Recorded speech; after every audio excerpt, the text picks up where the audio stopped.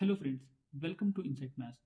दोस्तों, अगर आप इस चैनल पर नए हैं तो मैं आपको बता दूं कि यहाँ पर हम कंटिन्यू कर रहे हैं बीएड एग्जाम की प्रिपरेशन को, जिसमें आज की वीडियो में हम डिस्कस करने वाले हैं एजेंसीज ऑफ एजुकेशन, जो कि सेमेस्टर 1 का एक इंपॉर्टेंट टॉपिक है।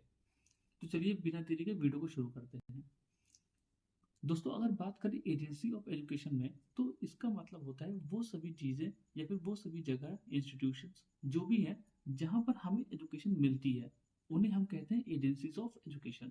अगर हम बात करें एजुकेशन की, तो एजुकेशन क्या है? एक लाइफ लॉन्ग चलने वाला प्रोसेस है, जो कि हमारे पैदा होने के कुछ साल पैदा होने से शुरू हो जाता है और हमारी डेथ तक चलता है। हम हर स्टेज पर, हर दिन, हर कुछ ना कुछ पल नया सीखते रहते हैं। ठीक है, इसलिए इसे क्या बोला गया है? एक लाइफ लॉन्ग प्रोसेस बोला गया है। दोस्तों, एजुकेशन पर मैंने एक वीडियो बना रखी है पहले। इस वीडियो से पहले अगर आप उसको देख लेंगे तो ये टॉपिक आपको ज़्यादा अच्छे से क्लियर होगा। अब आते हैं अपने टॉपिक पे वापस से। देखिए, classification of agencies of education. हम जो एजेंसीज ऑफ एजुकेशन है उनको मेनली तीन तरह से क्लासीफाई कर सकते हैं। सबसे पहला है हमारा फॉर्मल एजेंसी, दूसरा है हमारा इनफॉर्मल एजेंसी, और तीसरा है नॉन फॉर्मल एजेंसी। अगर हम बात करते हैं फॉर्मल एजेंसी की, तो फॉर्मल एजेंसीज वो होती हैं जहाँ पर जब कोई पढ़ने जाता है तो उसका वहाँ पर टाइम फिक्स होता है। ठीक है, सपोज करिए कि आप स्कूल जाते हैं, तो स्कूल में आपको पता रहता है कि आप 8 बजे जाना है और सर 2 बजे 3 बजे छुट्टी हो जाएगी। तो वहाँ पर क्या है कि आपको उस गिवन स्लॉट के अंदर ही जो भी एजुकेशन गेन करनी है, फिर जो भी पढ़ाई करनी है, वो फिक्स रहता है। उसके बाद आपको वहाँ पर पढ़ना क्या है? ठीक है, वो सिलेबस भी वहाँ पर क्या होता है? फिक्स होता है। ठीक, कि आपको आज हिंदी का सब्जेक्ट लगेगा, इंग्लिश का सब्जेक्ट लगेगा, और उस सब्जेक्ट में भी आपका जो जो टॉपिक है आपको सिर्फ वही वही पढ़ना होता है। ठीक है, उसके बाद है हमारा कि जो लोग हमको वहाँ पढ़ा रहे होते हैं वो भी फिक्स होते हैं। आपके मैथ्स के टीचर अलग होंगे, साइंस के टीचर अलग होंगे, हिस्ट्री के टीचर अलग होंगे। तो इस तरह की चीज़ें हमको किसमें देखने के लिए मिलती हैं? फॉर्मल एजेंसीज ऑफ एजुकेशन में। ठीक है, इसके कई सारे एग्जाम्पल्स भी हैं, जिनमें सबसे इम्पॉर्टेंट और सबसे अच्छा एग्जाम्पल है स्कूल। जो भी एजुकेशन हम लोग अपने स्कूल में गेन करते हैं वो किसके अंडर आती है friends? Formal agencies of education के अंदर आती है। कॉलेज भी इसी का एग्जाम्पल है, यूनिवर्सिटीज हैं, कुछ रिलीजियस इंस्टीट्यूशंस हैं, वो सभी किसके अंदर आते हैं? फॉर्मल एजेंसी के अंदर आते हैं। अब अगर बात करते हैं इनफॉर्मल एजेंसी की, तो वहाँ पर यही कुछ चीज़ें क्या होती है? फिक्स नहीं है। जैसे कि इनफॉर्मल एजेंसी का सबसे अच्छा एग्जाम्पल समझ लीजिए कि आप अपनी फैमिली से अगर कुछ सीखें, क्योंकि फैमिली में हम जो भी सीखते हैं वहाँ पर कोई भी टाइम की बाउंडेशन नहीं होती है। ठीक है, टाइम का वहाँ पे कोई भी फिक्स पॉइंट नहीं है कि तुमको इतने साल में ये सीख ही जाना है या फिर इस दिन तुमको ये सीख लेना है, ऐसा वहाँ पर कोई भी बाउंडेशन नहीं है।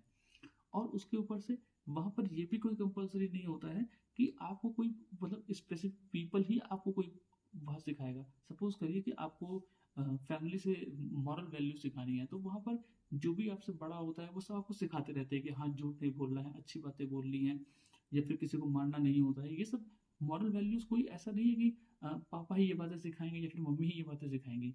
यहाँ पर टाइम भी फिक्स नहीं होता है, पीपल भी फिक्स नहीं होता है, और जो प्लेस, जिस प्लेस पर आपको ये चीज़ें मिल रही है वो भी फिक्स नहीं है। हो सकता है कि अभी आप अपने दोस्तों से बैठ के बातें कर रहे हो, वहाँ पर आपको कुछ नॉलेज मिल जाए। हो सकता है कि आपने घर में कुछ बैठ के बातें कर रहे हो, वहाँ पर कुछ इन्फॉर्मेशन मिल जाए। स्कूल के अंदर भी मिल सकती है, कहीं पर भी। तो जो इनफॉर्मल एजेंसी ऑफ एजुकेशन है, उसमें ना ही टाइम फिक्स होता है, ना ही पीपल फिक्स होते हैं, ना ही प्लेस फिक्स होता है, और ना ही आपको क्या नॉलेज मिलने वाली है, यानी कि जो आपका सिलेबस है, या फिर ऐसे कह ले जो आपकी नॉलेज है जो कि बूस्ट होने वाली है, वो भी फिक्स नहीं होती है। ठीक है, इसका एग्जाम्पल में अगर आप देखेंगे तो क्या है? फैमिली है, जो अपनी कम्युनिटी से सीखते हैं वो है, अपने फ्रेंड्स यानी कि पीयर ग्रुप से जो सीखेंगे वो भी इसी के अंदर आता है। अब अगर बात करते हैं नॉन फॉर्मल एजेंसीज की, तो नॉन फॉर्मल एजेंसीज ऐसी होती हैं जहाँ पर कुछ चीज़ें फिक्स होती हैं, जैसे कि आपको पढ़ना क्या है, थोड़ा बहुत टाइम ड्यूरेशन, जो कि हालांकि स्कूल्स में या फिर यूनिवर्सिटीज़ में ऐसा होता है कि आपको मॉर्निंग में जाना है, इवनिंग में आना है, या फिर मान लीजिए कोई 3 साल का कोर्स होता है, तो इतना लिमिटेशन होता है फॉर्मल में। लेकिन अगर नॉन फॉर्मल की हम बात करें, तो वो फॉर्मल और इनफॉर्मल दोनों के बीच का है, जहाँ कि वहाँ पे ना बहुत ज़्यादा ही टाइम का बाउंडेशन है, और ना ही बहुत आपको ओपनली टाइम दे दिया गया कि हाँ आप जब चाहें तब करें। ऐसा भी नहीं होता, वहाँ पे थोड़ी बहुत रिस्ट्रिक्शन होती हैं। जैसे कि आपने नाम सुना होगा ओपन स्कूलिंग का, या फिर डिस्टेंस एजुकेशन।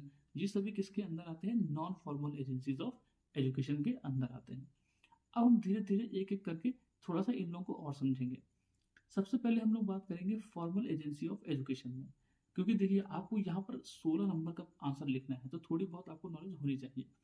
तो फॉर्मल एजेंसी ऑफ एजुकेशन में क्या है कि formal refers to all learning which take place in classroom regardless of whether such learning is informed by conservative और प्रोग्रेसिव आइडियोलॉजीज। यानी कि जो भी एजुकेशन हम लोग किसी क्लासरूम में बैठकर स्कूल में बैठकर लेते हैं वो सभी किसके अंडर आती हैं, फॉर्मल एजुकेशन के अंदर आती हैं।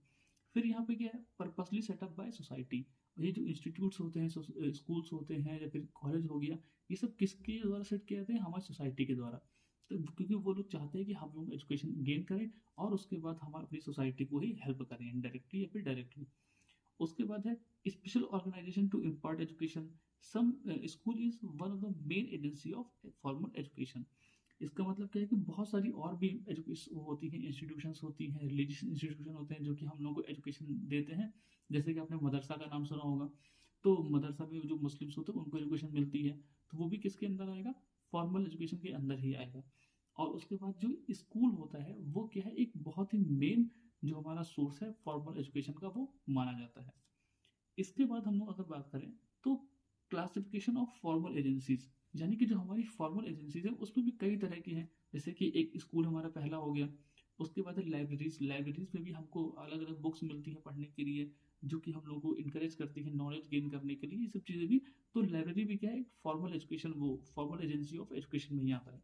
उसके बाद है कुछ रिलीजियस इंस्टीट्यूशंस भी हो गए और कल्चरल ऑर्गेनाइजेशन, ये सारे के सारे क्या हैं, फॉर्मल एजेंसीज ऑफ एजुकेशन है। उसके बाद अगर हम लोग बात करते हैं इनफॉर्मल एजेंसी ऑफ एजुकेशन, तो organisation that come into being without any systematic planning to hand over the social tradition, customs, knowledge and cultural practices. यानी जो हमारा इनफॉर्मल एजेंसी है ऑफ एजुकेशन का, वो क्या है कि कोई सिस्टमेटिक प्लानिंग नहीं होती उसमें, ना ही कोई टाइम डिसाइड होता है कि हम कब किस बच्चे को क्या सिखाएंगे।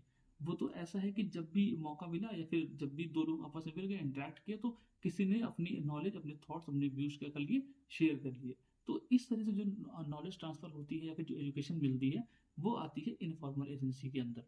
ठीक है, जैसे कि हम लोग अपने माता पिता से ट्रेडिशन सीखते हैं, कुछ उनके जो कल्चर होते हैं वो अपना लेते हैं, उनके जो रिचुअल्स होते हैं वो अपना लेते हैं। तो ये सभी किसके अंदर आते हैं, इनफॉर्मल एजेंसी ऑफ एजुकेशन के अंदर आते हैं। Home and society are two main agency of informal education. ठीक है, देखिए सोसाइटी का मतलब क्या है कि हमारा जो घर है वो, और जो हमारे सराउंडिंग है जहाँ पे हम लोग दिन भर रहते हैं, वो सभी किसके अंदर आता है, सोसाइटी के अंदर आता है। तो सोसाइटी और होम, इन दोनों से हम लोग जो एजुकेशन लेते हैं वो किसके अंदर आती है, इनफॉर्मल एजेंसी ऑफ एजुकेशन के। और ये दोनों बहुत ही ज़्यादा मेन सोर्स हैं इनफॉर्मल एजुकेशन के। देखिए अकॉर्डिंग टू मैकेवर, यहाँ पर एक डेफिनेशन मैंने लिखी है, ठीक है, कि फैमिली होती क्या है। क्योंकि देखिए अगर आप अपने एग्जाम में डेफिनेशन लिख करके आएंगे तो ये 100% श्योर है कि आपके जो मार्क्स हैं वो बाकी बच्चों के कंपेरिजन में अच्छे आएंगे। तो यहाँ पर जो फैमिली की डेफिनेशन है वो है, family is defined as a group defined by a sex relationship sufficiently precise and enduring to provide for procreation and upbringing of children। तो इन्होंने फैमिली को डिस्क्राइब किया है कि एक ऐसा ग्रुप जहाँ पर लोग कैसे कनेक्टेड हो, सेक्स रिलेशनशिप हो उनमें, और वहाँ पे जो भी है वो नए बच्चों को पैदा कर सके और उसकी अपब्रिंगिंग वगैरह कर सके। तो वो जो ग्रुप बनेगा उसे हम लोग क्या कहते हैं, फैमिली कहते हैं। ये डेफिनेशन आप याद कर लीजिएगा, अच्छी डेफिनेशन है। उसके बाद parents are most important agent for the child at a very early stages of his development. देखिए वेरी अर्ली कहना ठीक नहीं है, वो तो पहली बात तो ये देख लीजिए कि पेरेंट जो है वो हर स्टेज पे ही डेवलपमेंट है, मतलब हर स्टेज पे ही इंपॉर्टेंट है, फिजिकली भी और साइकोलॉजिकली भी। जब बच्चे छोटे होते हैं तब उन्हें पेरेंट्स ज़्यादा नीड होती है, क्योंकि उस समय वो ठीक से बोल नहीं पाते, बातों को समझ नहीं पाते। उस समय पेरेंट्स ही उनको मतलब एक अच्छा पास शो कर सकते हैं, गाइड कर सकते हैं और मतलब उनकी देखभाल कर सकते हैं। तो वैसे देखा है तो पेरेंट्स जो है वो सारे ही लेवल पर क्या है, इंपॉर्टेंट है किसी भी बच्चे के डेवलपमेंट के लिए। उसके बाद है रोल ऑफ होम और फैमिली, कि फैमिली और घर का क्या काम है कि बच्चे की एजुकेशन में। तो सबसे पहला क्या है कि उसको create social awareness, economic awareness. ठीक है, मतलब कि बच्चों को अपने समाज के बारे में सिखाना है, पैसे के बारे में, इकोनॉमी के बारे में, इन सब के बारे में बताना होता है। उसको सिविलाइज्ड बनाएं, मॉरल डेवलपमेंट कराएं उसका, मतलब सिविलाइज्ड बनाने का मतलब क्या है कि वो उसको ऐसा नॉलेज दें जिससे कि वो समझ सके कि सही क्या है गलत क्या है, इस समाज में उठने बैठने के लायक वो हो सके, वो सही गलत में डिसीजन ले सके। उसके बाद रिलीजियस एंड कल्चरल डेवलपमेंट, वो जिस धर्म से, जाति से, संप्रदाय से, जिससे बिलोंग करता होगा, वो क्या करेगा, वो अपनी रिलीजन की, अपने उसकी कस्टम की इज्जत करे और दूसरों की भी इज्जत करे। ठीक है, ये नहीं कि सिर्फ हमारा अच्छा है दूसरे को बुरा, ऐसा नहीं होना चाहिए। मतलब सभी को इक्वली समझे और जो एक सोशल जस्टिस है और इक्वलिटी है उसको मेंटेन करें। उसके बाद है रोल ऑफ सोसाइटी, कि सोसाइटी क्या, मतलब सोसाइटी का क्या रोल है बच्चों के एजुकेशन में। उसमें है इस्टेब्लिश स्कूल, मतलब कि स्कूल बनवाने चाहिए, स्कूल का स्टैंडर्ड मेंटेन करना चाहिए। ये नहीं कि स्कूल में खिड़की नहीं है, दरवाजे नहीं है, बैठने के लिए चेयर नहीं है, बच्चे जमीन में बैठ रहे हैं, इस तरह का नहीं होना चाहिए। बच्चों के लिए अच्छे मतलब फैसिलिटीज होनी चाहिए उसमें। Help in all round development of individual, और उसको ये फोकस करना चाहिए कि बच्चे का क्या हो, ओवरऑल डेवलपमेंट होना चाहिए।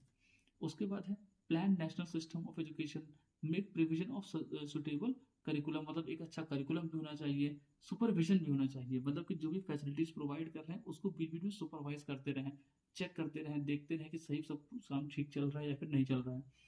उसके बाद है preserve preserve tradition and convention, encourage research, मतलब जो भी हमारा ट्रेडिशन है, कस्टम है, रिचुअल्स हैं, उन सबको भी क्या करें, हम लोग प्रिजर्व करें। और जो भी हमारा, जो भी एनकरेज करे बच्चों को रिसर्च में, साइंस में, इन सब में भी एनकरेज करें, मतलब पुरानी चीज़ें छूटनी भी नहीं चाहिए और एनकरेज करना है कि वो नई चीज़ों को अपनाते भी रहें। उसके बाद जो है हमारा लास्ट है non formal agency of education. ठीक है, अब इस नॉन फॉर्मल जो नॉन फॉर्मल एजुकेशन जो है वो पहले इतना पॉपुलर नहीं थी। ठीक है, लेकिन जब से हम लोगों ने ये समझा है कि हाँ भाई एजुकेशन तो किसी भी एज ग्रुप में क्या नाम है होनी चाहिए, मिलनी चाहिए, तब से जो टर्म है नॉन फॉर्मल वाला ये काफ़ी ज़्यादा पॉपुलर हो गया है। ठीक है, तो non formal education is one of the recent concept getting into use. Indian involvement in non-formal education has increased as a result of our interest in making education a lifelong affair rather than matter of formal schooling। यानी कि हमें क्या करना है, सिर्फ बच्चों को formal schooling नहीं देनी है। ठीक है, मतलब स्कूल के बाहर भी हमको क्या करना है, अगर मुझे जॉब लग गई उसके बाद भी हम चाहते हैं कि बच्चे का ग्रोथ होता रहे, डेवलपमेंट होता रहे। ठीक है, या फिर जो ऐसे लोग हैं जिनकी एजुकेशन छूट गई थी बीच में, वो फिर से अपने एजुकेशन को कंटेंट के नाम कंटिन्यू कर सके। इसलिए ये जो नॉर्मल, जो हमारा नॉन फॉर्मल एजुकेशन है, ये काफ़ी पॉपुलर हुआ था। ठीक है, agency of non formal education are open schools, open universities, और एजुकेशन थ्रू मास मीडिया, यानी कि मास मीडिया के थ्रू हम लोगों को अवेयर करें, पढ़ाएं, उनको नॉलेज दें, व्यू शेयर करें, थॉट शेयर करें। या फिर हम क्या करें, ओपन यूनिवर्सिटीज करें जहाँ पर कोई भी किसी भी एज ग्रुप का आकर के पढ़ सकता है, कोई भी सिलेबस जो मन चाहे वो पढ़ सकता है।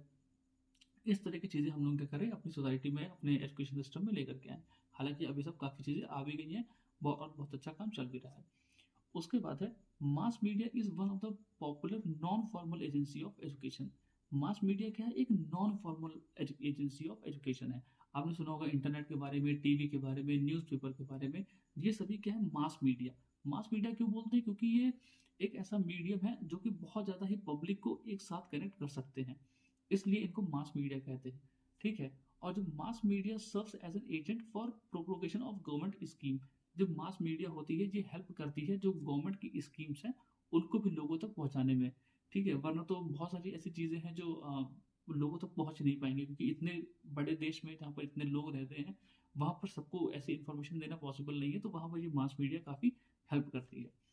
उसके बाद है child should be exposed to programmes in the mass media that will enrich the intellectual development of child. यानी कि हमें अपने बच्चों को ऐसे प्रोग्राम्स में एनरोल कराना चाहिए या फिर उनको दिखाना चाहिए जिससे कि उनका डेवलपमेंट हो सके, उनमें एक अच्छी वैल्यूज आ सके। ठीक है, भूल कर भी उनको आजकल के न्यूज़ चैनल मत दिखा देना। खैर, बात करते हैं आगे। टाइप्स ऑफ मास मीडिया में है radio, television, film, press, sports, library and reading room. इस तरह की जो चीज़ें हैं वो किसके अंदर आती हैं, मास मीडिया के अंदर आती हैं। अब उसके बाद जो हमारा लास्ट टॉपिक है वो है रोल ऑफ मास मीडिया। ठीक है, तो रोल मास मास मीडिया का रोल क्या है कि वो इंफॉर्मेशन को प्रोवाइड कर दे। ठीक है, कोई भी अवेयरनेस है, सिविक रिस्पॉन्सिबिलिटी है, ड्यूटीज़ हैं, वो सभी क्या करे, हमारे लोगों तक पहुंचा दे। एजुकेशनल प्रोग्राम्स कंडक्ट कराए और प्रोवाइडिंग वोकेशनल इन्फॉर्मेशन, यानी कि बच्चा कमाएगा कैसे बाद में बड़ा होकर के। ठीक है, उसकी पढ़ाई लिखाई से, उसकी जो भी वो एजुकेशन ले रहा है उसके बाद उसे करना क्या है, पैसे कैसे अर्न कर रहे हैं, इन सब चीज़ों के बारे में भी कौन बताएगा, मास मीडिया बताएगी। तो फ्रेंड्स, आज की वीडियो इतनी ही। और ये हमारा टॉपिक खत्म हो चुका है। यहाँ पर हम क्वेश्चन वाइज चल रहे हैं जिससे कि आपको ज़्यादा प्रॉब्लम ना हो अपने आंसर को लिखने में। इन नोट्स की पीडीएफ आपको मिल जाएगी हमारे टेलीग्राम चैनल पे, उसका लिंक मैं आपको दे दूंगा, आप टेलीग्राम चैनल को ज्वाइन कर सकते हैं। और अगर आपको वीडियो अच्छा लगा हो, हेल्पफुल लगा हो, तो आप इस वीडियो को लाइक भी कर सकते हैं, कमेंट भी कर सकते हैं और अपने दोस्तों में शेयर भी कर सकते हैं। तो मिलते हैं अपनी अगली वीडियो में, तब तक के लिए